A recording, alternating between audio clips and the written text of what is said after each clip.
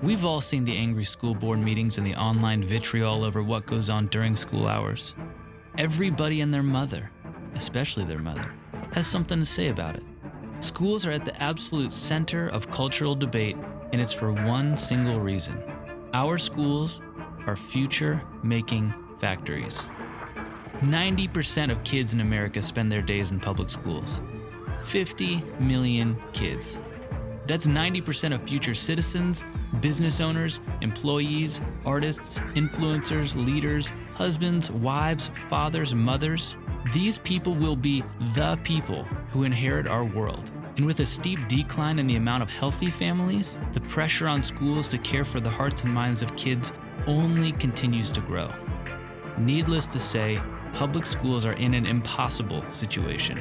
Schools have been backed into a corner, and everyone is looking at them, wondering, what kind of future are you going to make for us? And as if that's not enough, every kid carries with them one big, heavy question. Why? Why does any of this even matter? And that's the one question schools are not allowed to answer. It's no wonder the next generation is struggling. Schools are in a David and Goliath situation, if David also had his hands tied behind his back. But what can we actually do about it? And how did we even get here in the first place? Great questions. Let's go for a drive.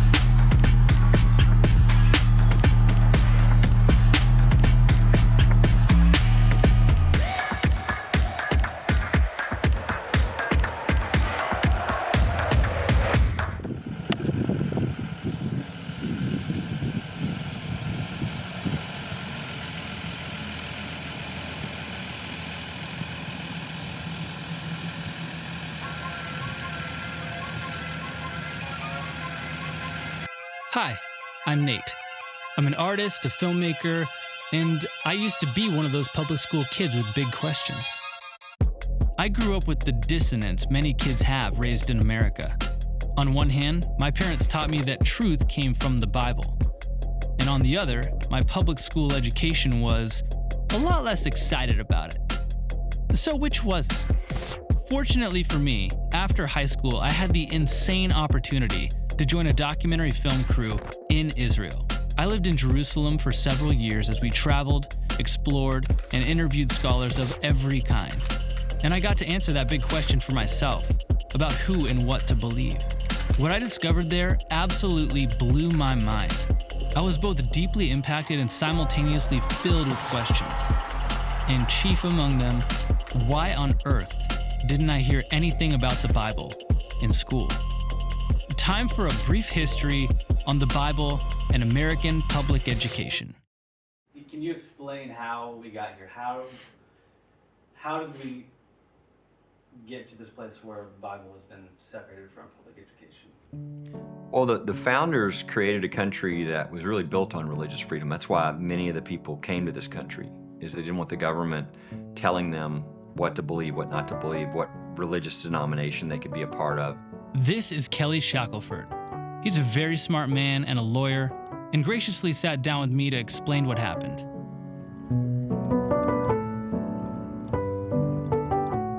To my great surprise, not only was the Bible a part of early American education in the 1600s, but it was the driving motivation for literacy. In those days, education was shifted into drive and moving forward with biblical instruction. Later on, as the United States was founded, education became state-run, and the rise of science and secularism began to put pressure on the state to remove any sign of religion from the public school day. Eventually, a series of lawsuits in the mid-1900s sealed the deal. One famous atheist, Madalyn Marie O'Hair, brought the final case to the Supreme Court, officially banning Bible reading and prayer in public schools. And her reasoning? Separation of church and state.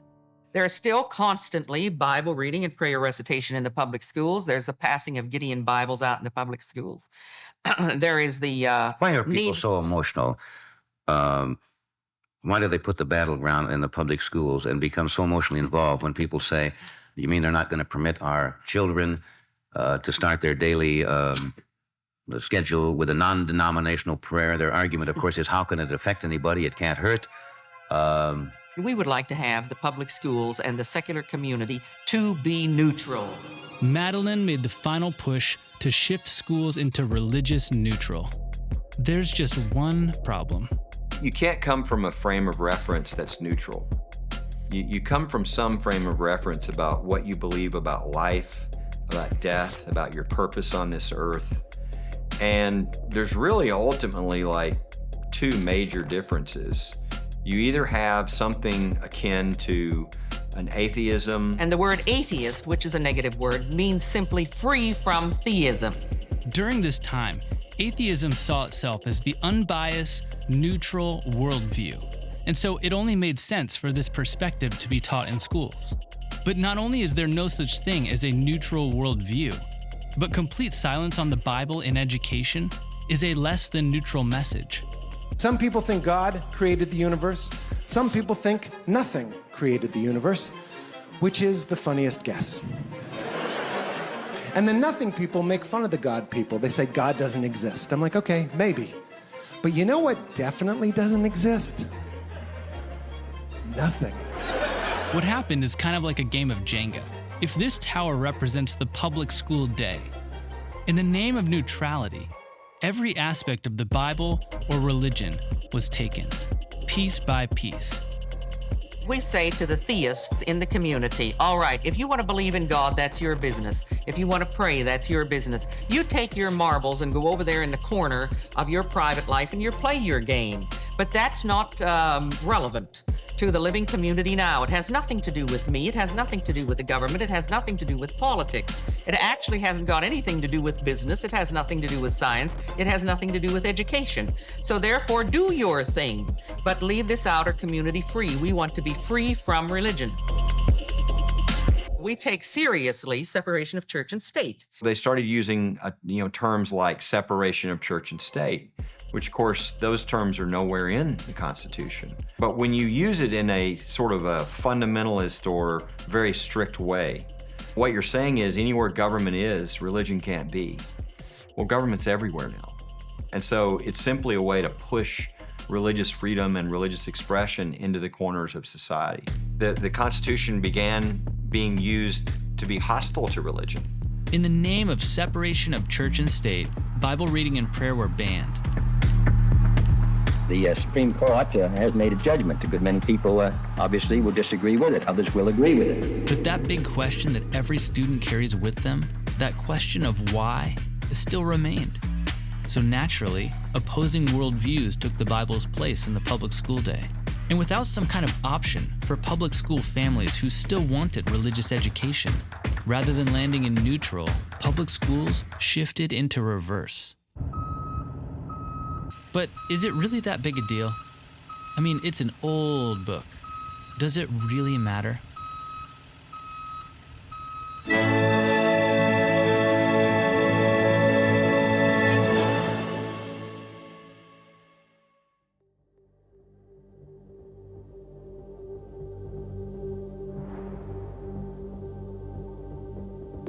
When you snip a flower from the ground and put it in a vase, it'll still look fine and healthy for a while.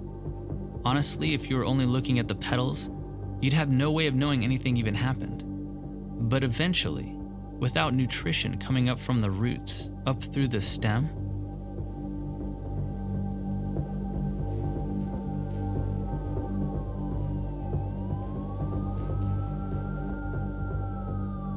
we live in a cut flower culture.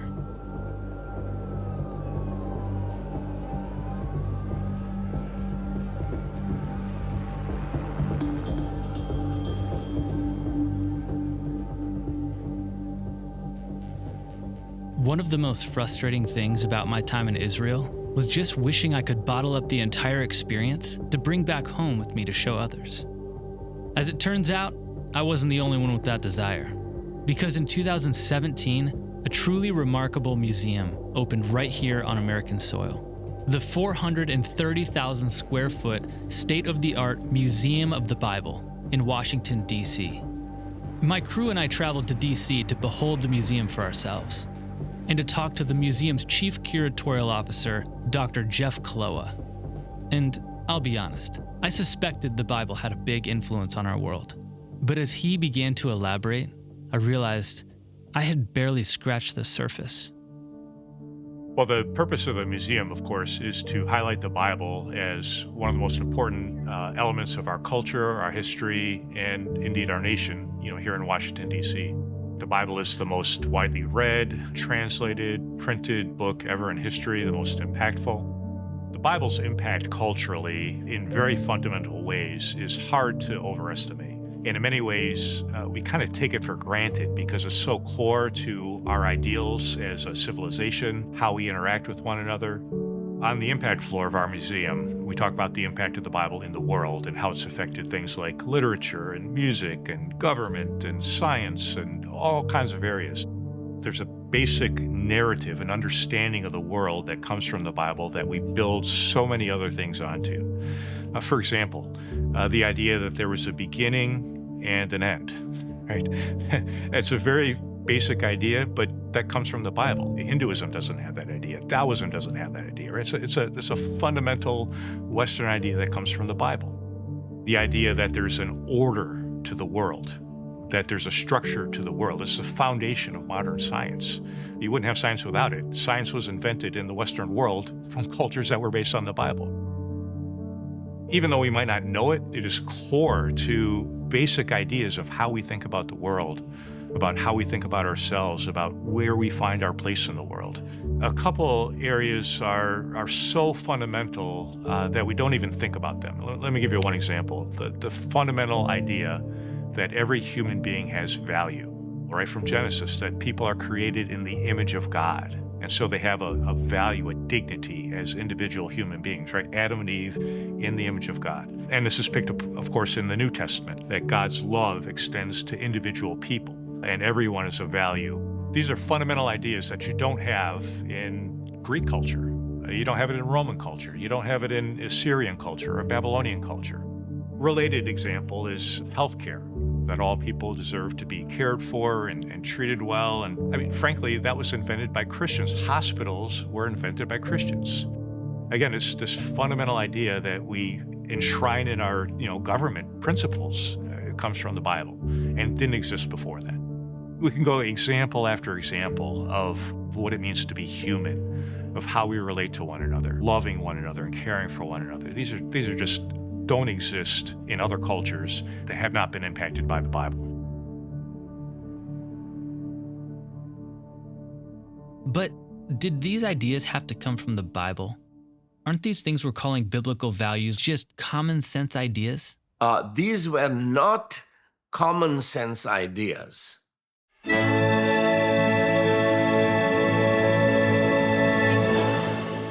Bible scholars had communicated to that generation of founding fathers the truth about human equality and the truth about human rights.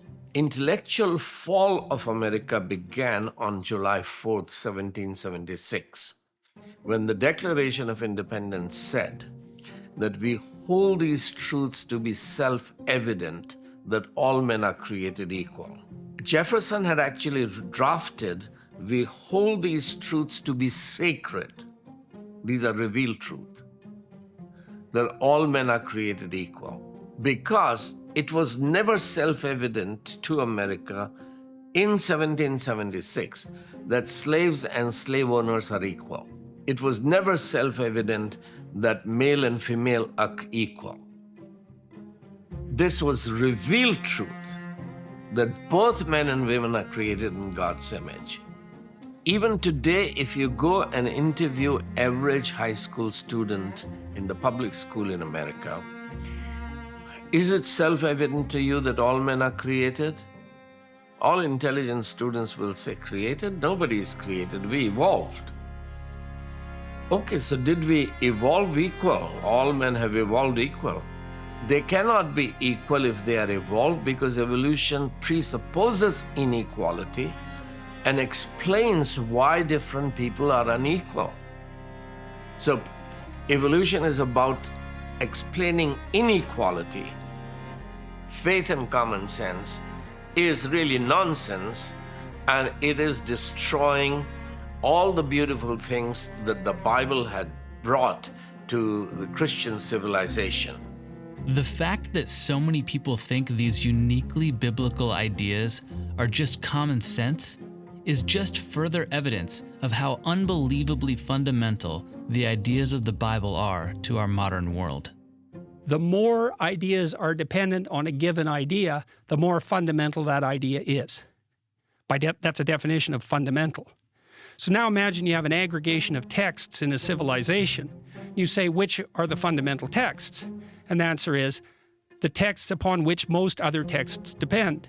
And so you'd put Shakespeare way in there in English, because so many texts are dependent on Shakespeare's literary revelations. And Milton would be in that category, and Dante would be in that category, at least in translation. Fundamental authors, part of the Western canon. And then you think about that as a hierarchy with the Bible at its base, which is certainly the case. Now imagine that's the entire corpus of linguistic production, all things considered. And so it isn't that the Bible is true. It's that the Bible is the precondition for the manifestation of truth, which makes it way more true than just true.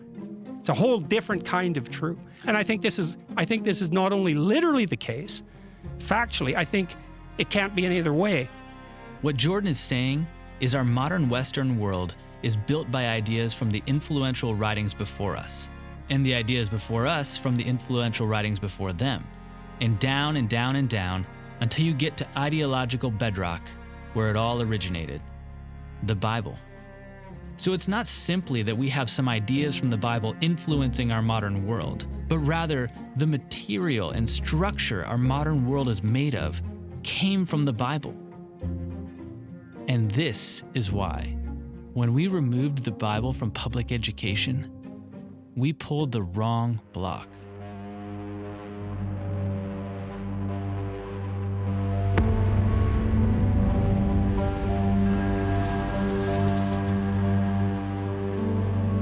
As I continued to travel and talk to brilliant minds about the Bible, I began to wonder how the ideas of the Bible uniquely impact us as people. So we took off for Phoenix, Arizona to talk to Dr. George Barna. He's been studying this a long time, and he's got actual data. We've been studying this for several decades, and we do an annual tracking study looking at not just how many people have a biblical worldview, but what worldview do people have, if not a biblical worldview? When we look at people who have a biblical worldview, what we discover is that they have a greater and deeper and broader sense of joy in life. Their marriages last longer. They are more capable of retaining a long-term relationship with their children. They have a greater sense of a relationship with God. They have a deeper and clearer sense of meaning in life. The data just goes on and on about what an incredible difference it makes to have a biblical worldview.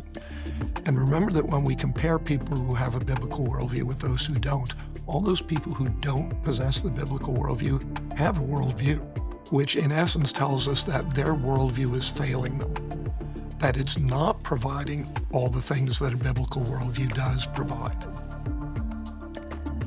Think of a biblical worldview as the hub of a wheel. Throughout an education, someone will learn disciplines like math, science, language, art. These are the spokes, and the outside of the wheel is what actually makes contact with the real world, so you can move forward through life.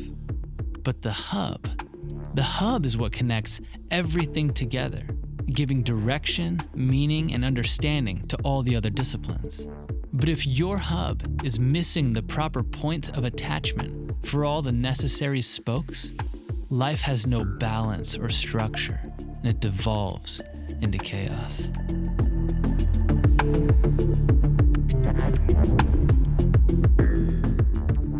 One of the beautiful things about a biblical worldview that I've found in studying all of these different philosophies is that it speaks to every dimension of life.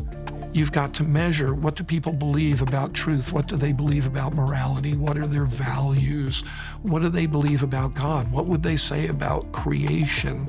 You know, what do they think about truth? We ask dozens and dozens of questions to try to assess a person's worldview because it's comprehensive. There's nothing that the Bible doesn't address.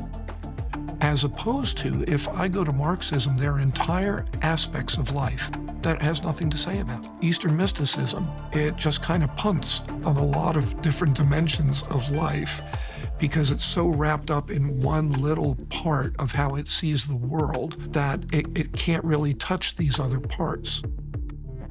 The current research shows that only 4% of American adults and fewer among teenagers and preteens have a biblical worldview. 4%.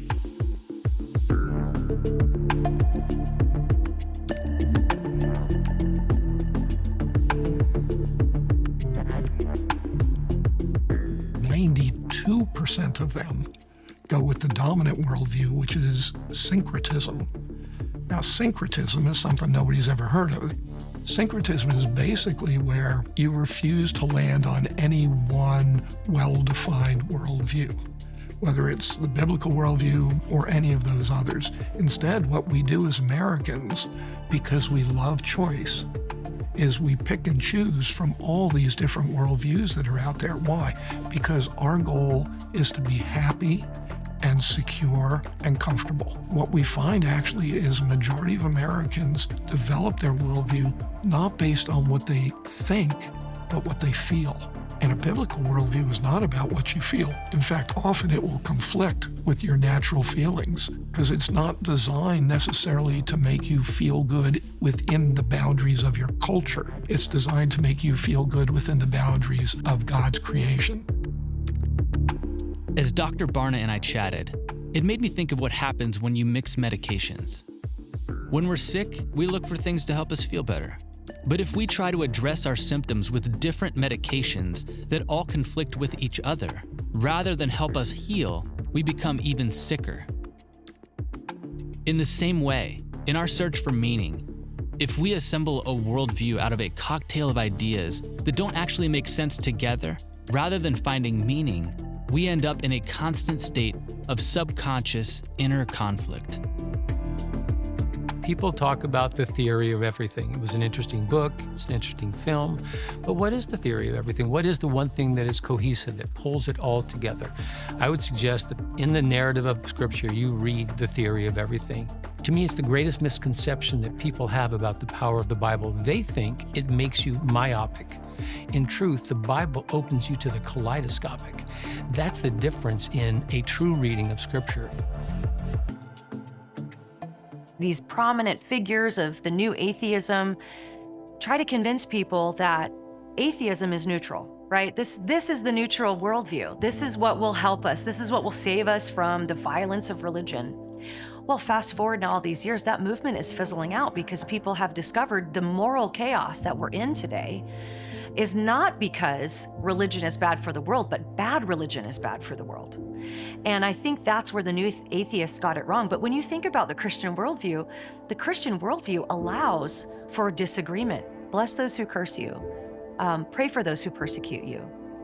This is the foundation for being able to tolerate someone's disagreement, even someone's alternate religion, and say, look, we disagree, but I love you. I'm going to pray for you. I'm going to bless you.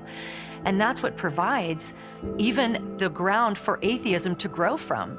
It's not atheism that's going to bring peace to the world. It's the Christian worldview that allows for other people to have their say and not be persecuted.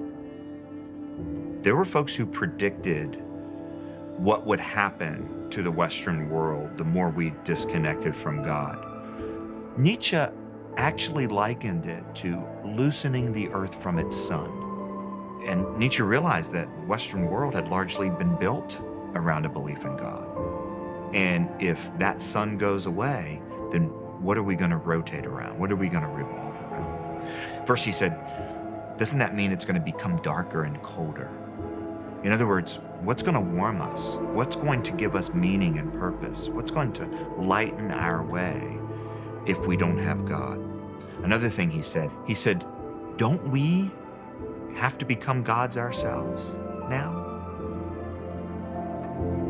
You know, many people in this country, a growing number of people are not practicing Christians, and a growing number don't even identify as Christians. I think in about 20 or 30 years, we'll have Christianity as a self-identified group, as a minority in this country for the first time ever. Professor Dawkins, it's very good to have you join us to discuss whether it matters that Christianity is playing a diminishing role in national life. It's truth that statistically the number of people who actually believe in Christianity is going down, and I'm happy with that. But I would not be happy if, for example, we lost all our cathedrals and our beautiful parish churches. So I count myself a cultural Christian. I think it would matter if we substituted any alternative religion. That would be truly dreadful. There's really only one alternative to Christianity, and it's not secularism. It's paganism.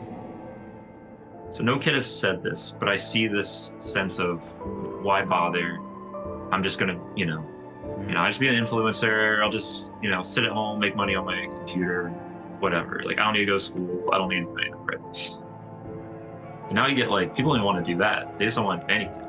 You have major depressive disorder. You have this anxiety, right? You have ADHD. Those three things are booming.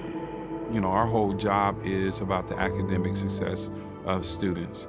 And it would be so nice if students didn't come to us as broken individuals. I don't know that many of our teachers are trained to be social workers.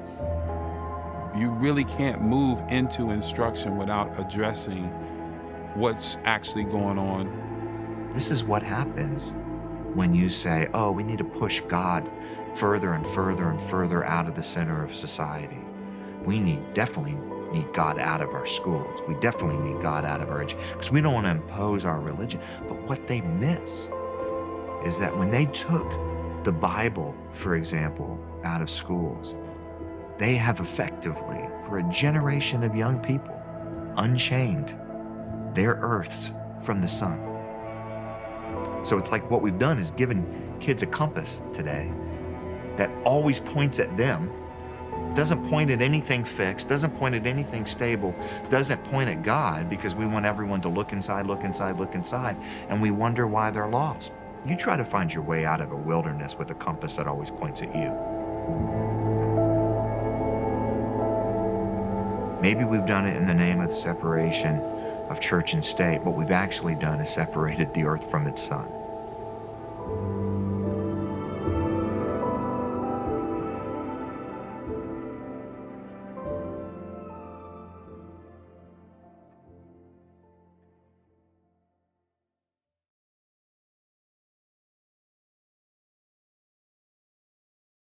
In December of 2011, I came home from work, walked into the kitchen, and my wife, Carrie, said, "Hey, babe, our school's doing something."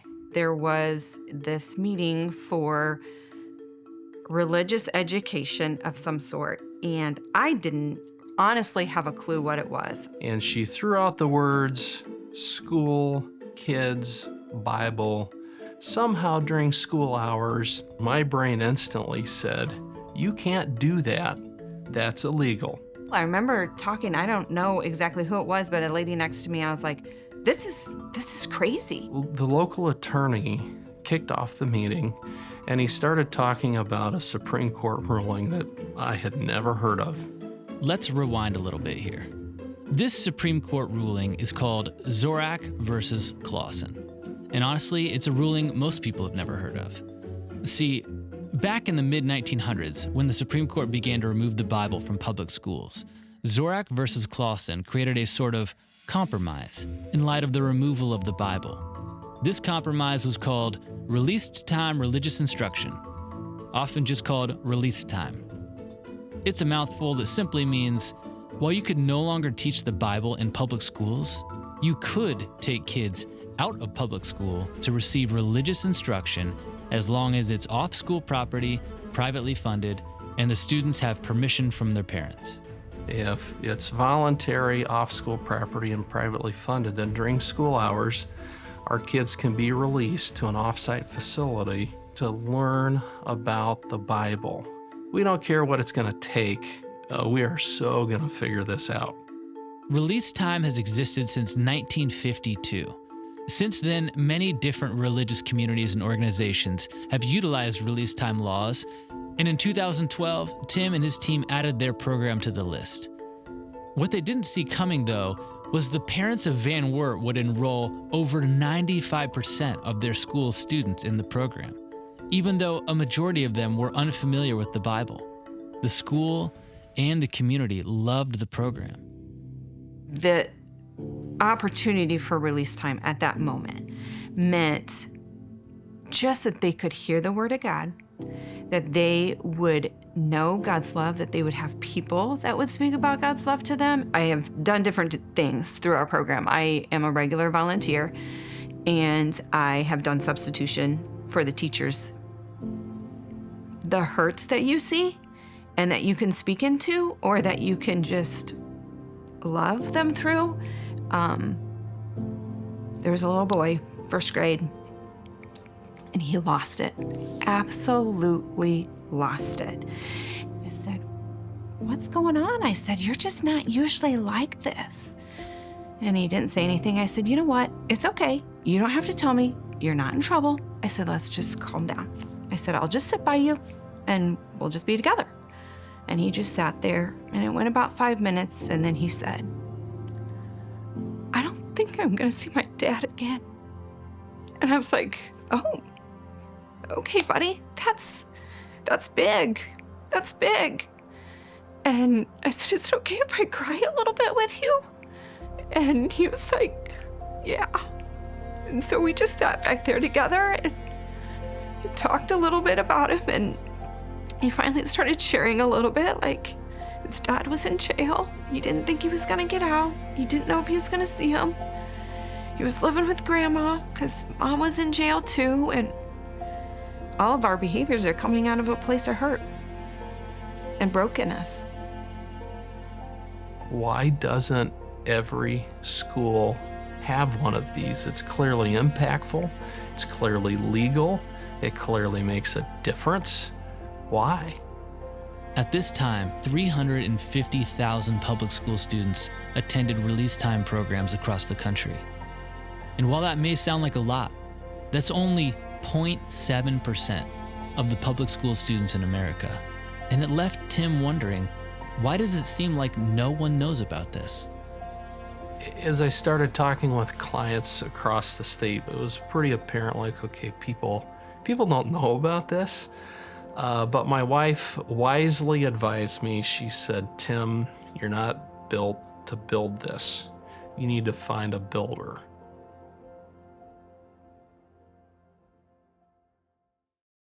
I'm from small town Northwest Ohio, Van Wert, and grew up like most kids, going to school, playing sports. I came to faith when I was a freshman in high school, and really my life became all about how can I share the gospel with as many people as possible. I had a chance to play some college football at The Ohio State University. Go Buckeyes. I was not a marquee player by any stretch of the imagination. I tell people that if you remember me playing college football, you care too much about college football. However, the platform that gave me opened the door for me to begin a career in speaking, and spent a dozen years traveling and speaking full-time in high schools and middle schools around the country. This is Joel Penton. He and I became friends toward the end of my time in high school. At the time, he was venturing into speaking to public school students all across the country. But one day, in 2018, Tim asked Joel to speak at a building dedication for their newest release time program. It was around this time that Joel had been telling me about the program in Van Wert, and honestly, it really didn't hit me until he brought me to see it for myself and to gather footage to show others. Why on earth hadn't I heard of such a thing? And why hasn't this spread? Release time, while it's easy to articulate, you take kids out of school, teach them the Bible, bring them back. it is anything but easy to actually implement because you basically have to start a private school. You got to find a facility and maybe transportation and insurance and technology and fundraising, the list goes on. And that, in fact, became my answer to the question, why hasn't this spread in 70 years? Because of the many barriers to entry. I kind of think about it like a big map. So picture a big Lord of the Rings style old map, and on one corner of the map you have what we'll call typical land. This is where most communities are, where the Bible has been removed from the public school day and students don't have access to Bible education during school hours. However, on the other side of the map, the other corner, in 1952, a new land was discovered, a tropical paradise that we will call Bible Education Land, where students can receive Bible education during school hours. The only problem is that these lands are separated by a vast wilderness, and those are the barriers to entry. You have the policies, everything regarding legality and HR and curriculum and safety and all the things you need to figure out. You have school relations, how are you going to connect with the school and get school approval and coordinate the details and the schedule.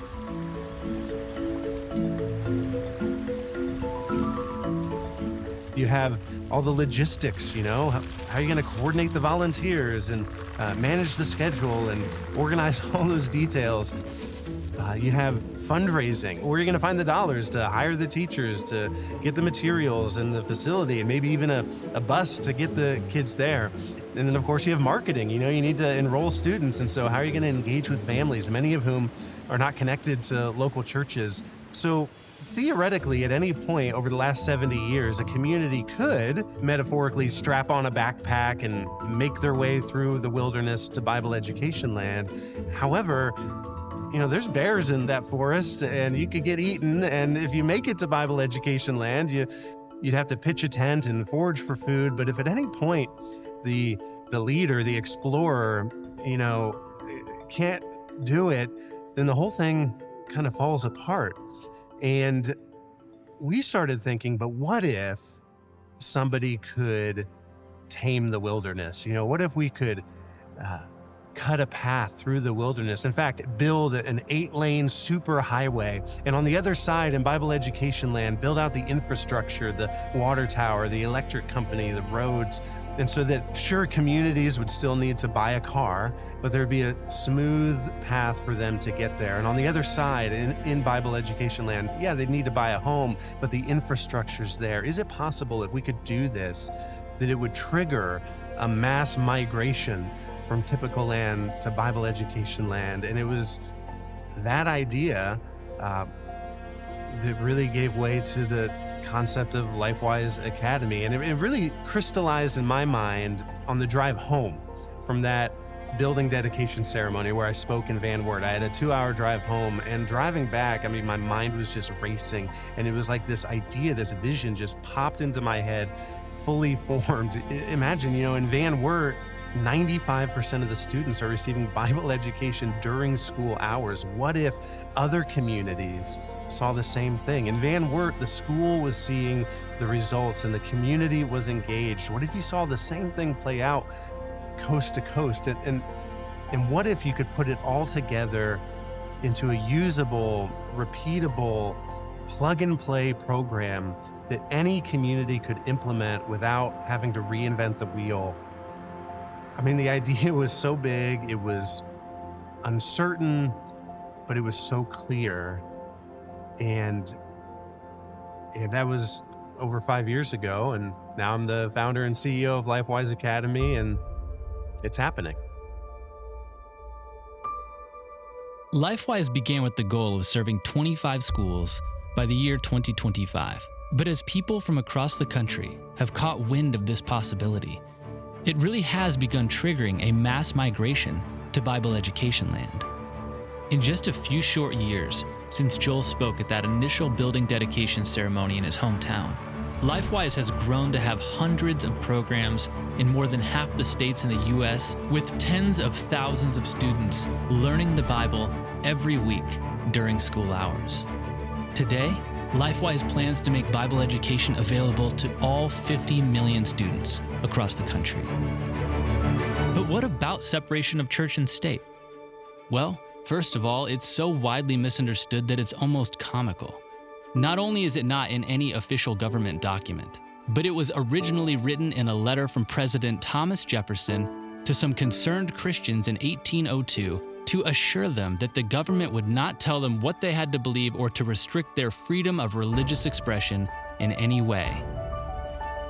Rather than protecting the government from the church, separation of church and state was meant to protect the church from the government. But regardless of how you think about the separation of church and state, LifeWise is still a perfect example of it. It's quite simple, really. So simple, here to explain are these smart kids. Hello, today we are here to explain the separation of church and state. So here is the off-school property, and here is the school property. So the LifeWise bus drives over to the school property, picks up all the students, and takes them over to the LifeWise building that's off school property, not school property. And then they get off and go in and they teach them about the Bible, and then they bring them back onto school property where they continue learning about math and stuff like that. So, just to clarify, students are taken off school property and literally separated from the state school. In addition, it doesn't use any tax dollars, and parents have to opt their children in to attend. Students are already learning a secular worldview in public schools, and by offering options like LifeWise to public school families, the school day can finally have greater neutrality. And not only that, but Kelly Shackelford has been spending a lot of time lately in the Supreme Court, and several recent rulings have opened the door to religious freedom wider than it has ever been in the history of the United States. We just won 4 Supreme Court cases in 13 months on religious freedom. That doesn't happen. That has never happened. There's 8,000 requests a year for the Supreme Court to take your case. They took 59 last year. They took 67 the year before. The odds of us getting one case taken is not good.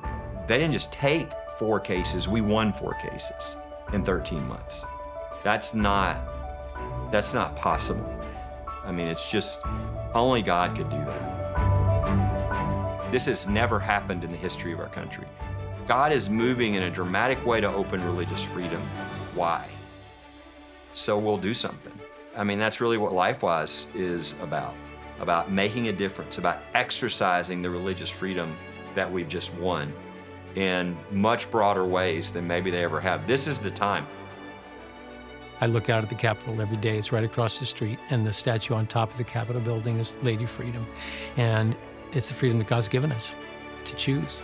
And especially ask the children, ask the parents, see if they're not flourishing, see if they don't love the outcome.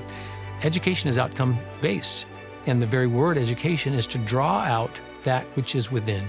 What LifeWise believes is that there is something within every child to be drawn out of their spirit, because they're more than just flesh. They have a spirit within them. So if an education doesn't get at that part, it's missing the fullness of education. You're not drawing that part out of a child. LifeWise does that.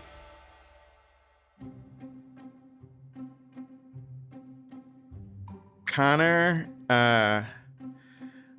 was the biggest kid, the loudest kid, which kind of in turn made him the most influential kid. This guy was ginormous. I was so blown away at how big he was. Connor wanted to make everybody laugh. Let's just say of all of our students who are enrolled, there were more Connor Miller conversations than any other student. I can't remember how many times the one volunteer would say, I'm gonna call your mom and she's not gonna like this. Don't make me call your mother. You know, I watched the video and they said Noah didn't put unicorns on the ark. And I'm like, what does that have to do with? Connor had taken a permanent marker into the host church restroom and had graffitied. I don't want to dismiss any student's question, but whenever he raised his hand, my heartbeat went up.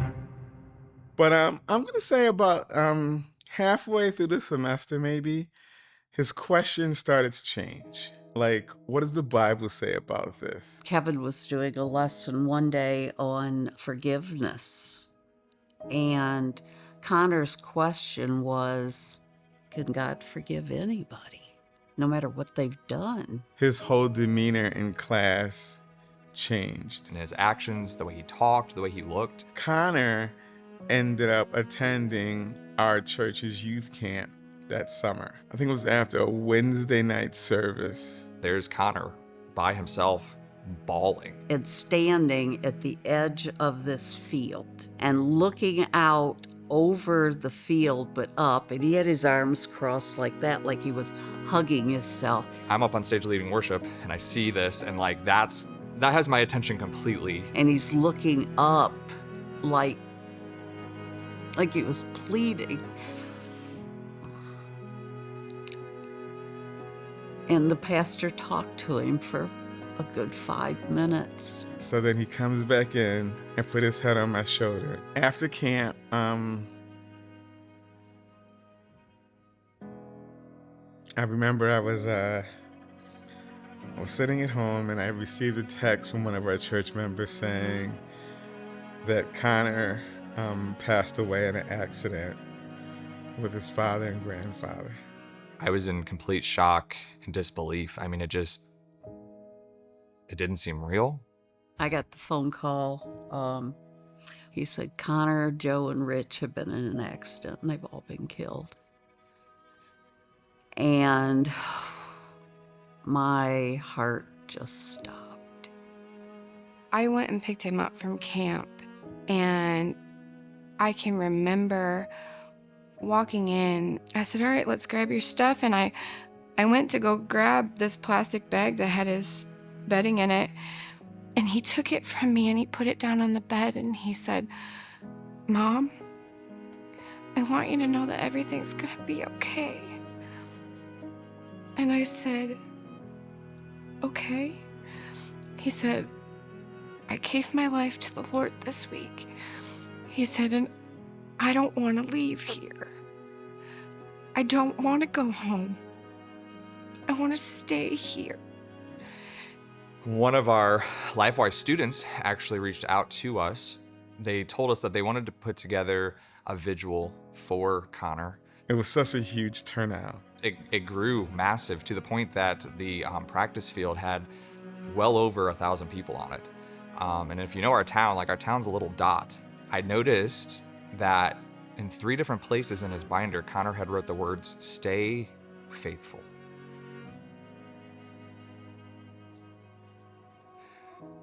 And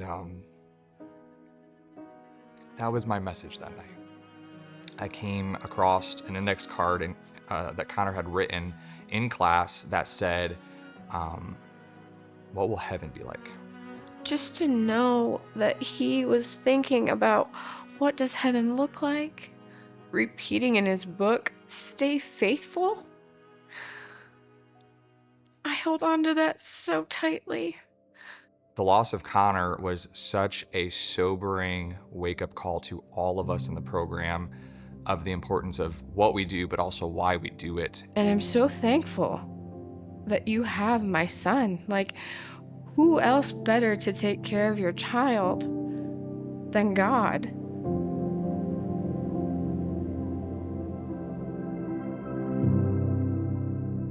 My name is Julie Kaufman. I am part of Upper Arlington LifeWise, which is a suburban district in Columbus, Ohio. And I got started in LifeWise after hearing about it from a friend at church. And I remember, this sounds a whole lot like something that my grandmother did. My grandmother was a fierce woman of faith, and she loved children. And my dad tells the story that he came to faith through a Bible education program that she started over 60 years ago. And it started off pretty small, right there in her living room with my dad and his siblings and some of the neighbors down the street. But then it grew. Learning the Bible with the kids that he went to school with was so impactful in his faith. And he actually came to faith in Jesus as a result of it. And my dad actually led me to faith. So my grandmother passed away in November of 2014, and the church was packed. And I remember the pastor talking a lot about my grandmother and her faith and her love to teach children and just her servant's heart. But at one moment, he asked the question, if you came to faith in Jesus as a result of this Bible education program, would you please stand? And 2/3 of that church stood up. And I just remember in that moment looking at all those people whose lives were forever changed because of one person and telling God, yes, I'm going to be all in if something like this ever crosses my path. I have my grandmother's Bible. In it, she has written in the margins names of kids, and she would circle Bible verses that she would pray over them. In my Bible, I write kids' names in my margins, and I will circle Bible verses that I pray over them. And recently, I looked at the sea of faces of families and volunteers and church pastors and students. And I remember thinking, man, if she could just see this now. So last night I was on the phone with my dad, sharing with him that I was going to tell my grandmother's story. And he just said, I think she would be so humbled by the fact that God allowed her to be used. He said, and she would also be embarrassed. I can't wait to see what heaven's going to look like when she sees the impact. I grew up on a family farm. My parents did not go to church, so I went to church actually with my grandparents. When I was 16, my dad passed away of cancer. My grandmother died shortly after that, and then my grandfather was killed in a farming accident like right after that. So I lost all three of them within, I think it was like an 18-month time span, so I just did not go back to church. I had so much anger. Growing up, I don't want to say we didn't have bad parents, we kind of raised ourselves in a way. I didn't know anything about God. You know, I believe there was a God.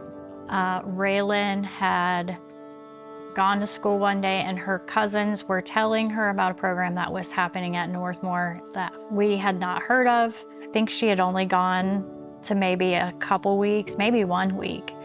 And she came home one day and asked me while I was cooking dinner, he was sitting at the dining room table, why we didn't tell her about God and why we would not take her to church. My cousins told me how, what God was. I went through confusion, like, who is that? I want to know who he is.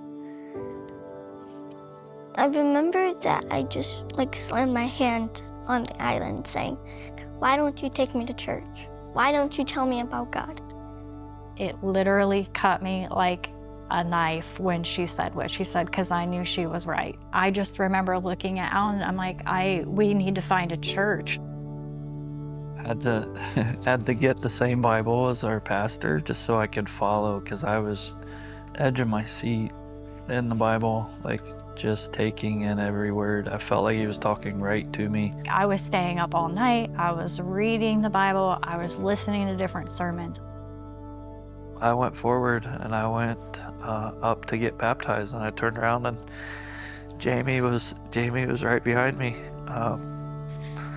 So it was, me and her, and then my oldest daughter, my youngest daughter, youngest son, my oldest son's wife, and then my older 2 kids is their mom, and then her mom got baptized, and then one of Kaylee's friends got baptized. A couple weeks ago, I got to baptize my nephew. Our row is just full of our family, My wife's on here, my ex-wife and her mom's over here, and then, we all participate together. It confused a lot of people at first. I like to pray a lot. John 3:16, God so loved the world that he sent his son, for whoever believes in him shall not perish but have eternal life.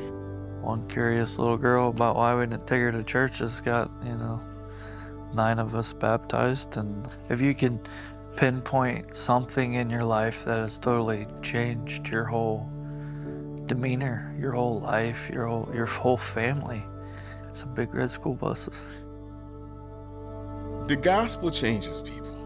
I mean, I can't say it enough times. The gospel changes people. I'm a physician, so this is not in my wheelhouse.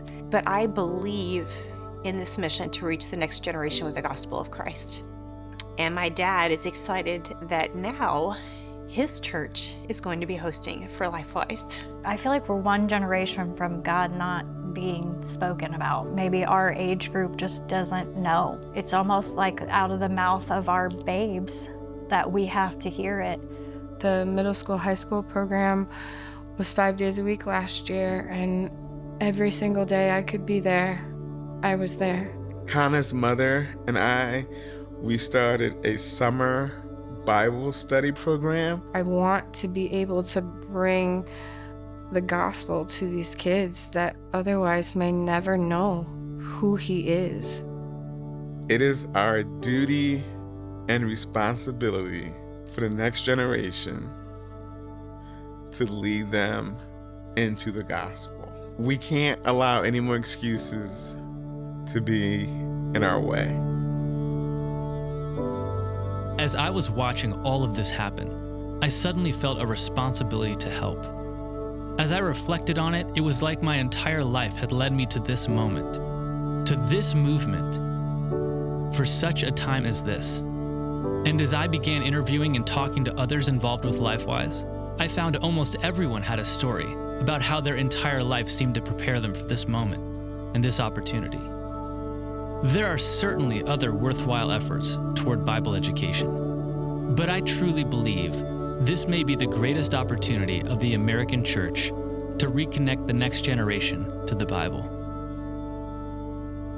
There is nothing like the Bible. No book more unique, impactful, comprehensive, and cohesive. And the greatest challenge standing in the way of spreading it to more public school students in America is simply people just don't know this is possible.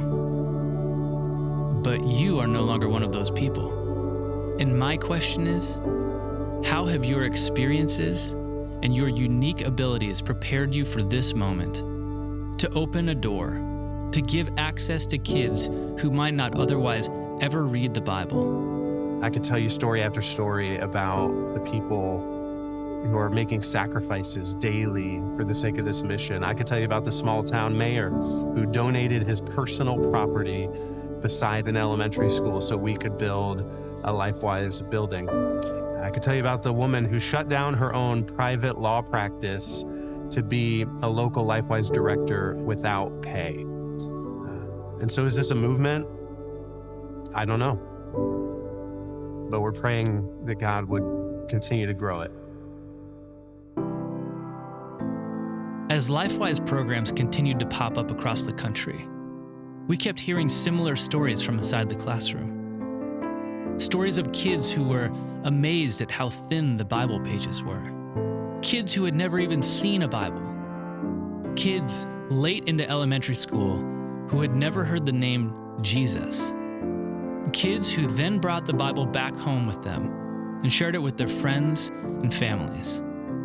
And entire families reading the Bible and getting baptized together.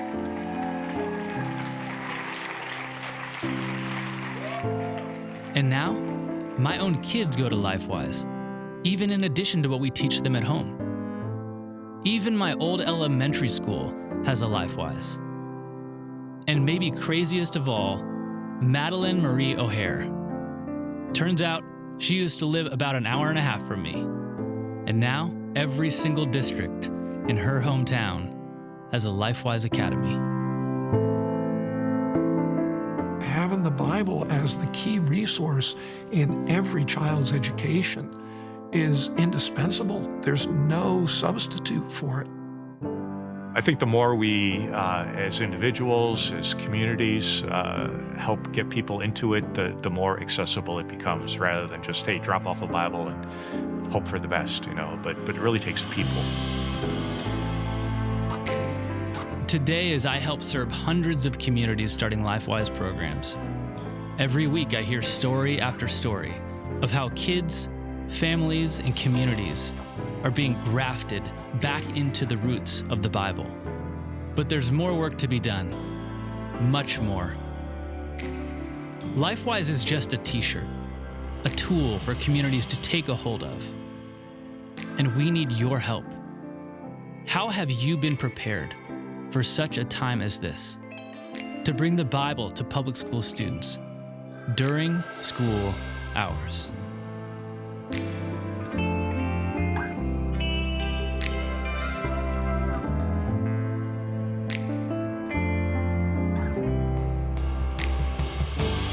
Decades ago, our nation systematically removed the Bible from the public school day. But today, anyone in any community can bring it back.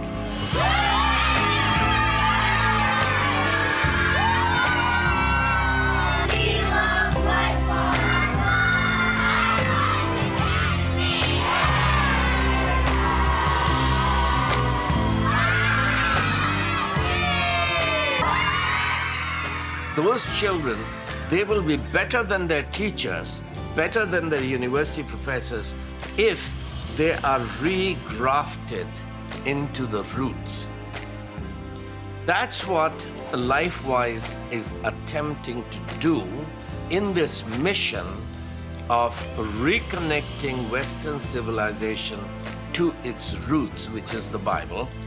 And you're doing it through the local churches. You may call them communities, because flowers don't connect themselves directly to the root. They have to be connected through the church, which is a community interested in loving and nurturing and shaping the next generation.